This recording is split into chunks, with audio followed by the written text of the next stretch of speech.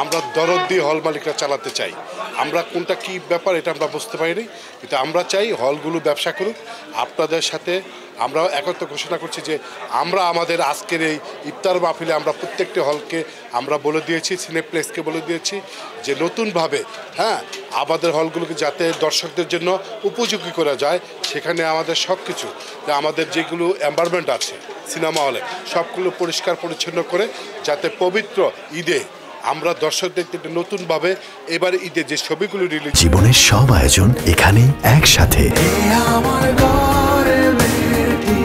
হবে। আমরা আশা করছি দর্শকরা হলে গিয়ে ছবিগুলি দেখবে।